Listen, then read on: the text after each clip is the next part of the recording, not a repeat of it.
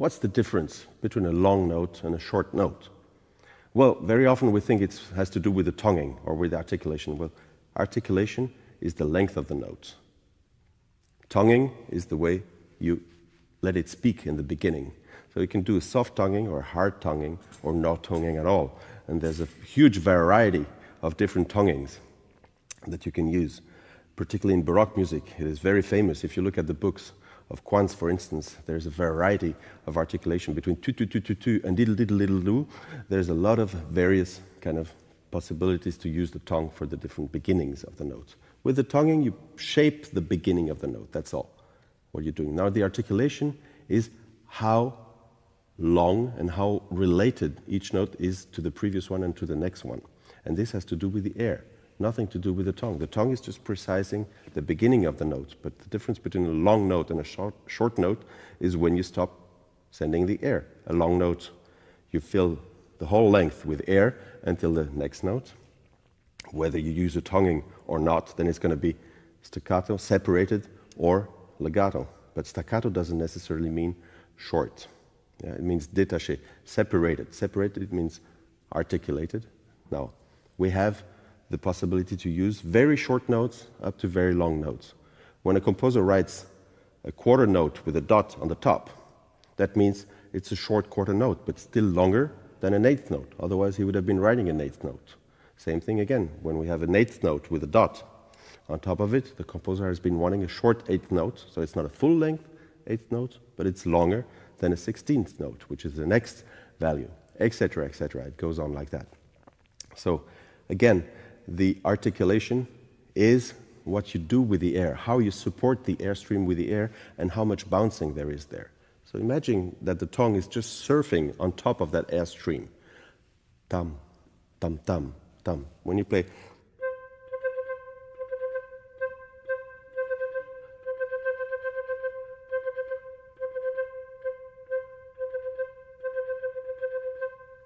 what is happening is there's a little tonguing, very little, very subtle, so that the beginning of each note is precise, just like the drumstick on the drum.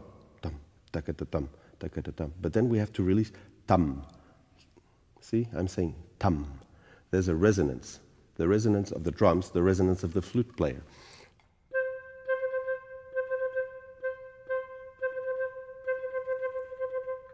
Tung, ta-ta-ta-tung, ta-ta-ta-tung, tung. Something vibrant about the note. If we just the sound is going to be dead, and it's only going to be. This is only tongue, hard tonguing with no sound. This is not what we want. What we want is sound. So when we're using the tongue, first thing that we have to think of is the air. Breathe before that, and then use as much tongue as possible.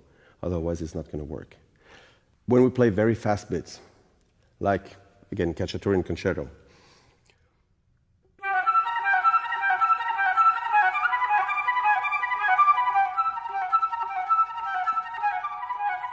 etc. It's important not to use too strong. Otherwise, you're going to get stuck. The strongest the tongue is hitting the teeth here in the front, on their backside, the more it's going to be in the way of the air. Therefore, when you have a very fast bit, don't use too much tongue, because the more motion you get with the tongue, the slower the whole thing is going to get. You can use this only when you have a very slow pace, like.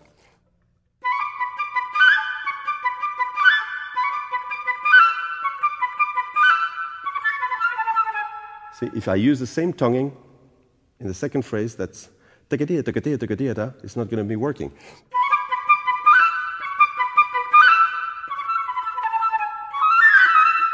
One is fortissimo, the other one is mezzo forte. If you play too strong with the tongue, it's not going to work in that speed. It's very important to keep the tonguing minimum, the motion of the tongue at the minimum possible amount, so that the airstream is undisturbed, because the airflow is producing the sound on the flute. 关注我，学琴不走弯路。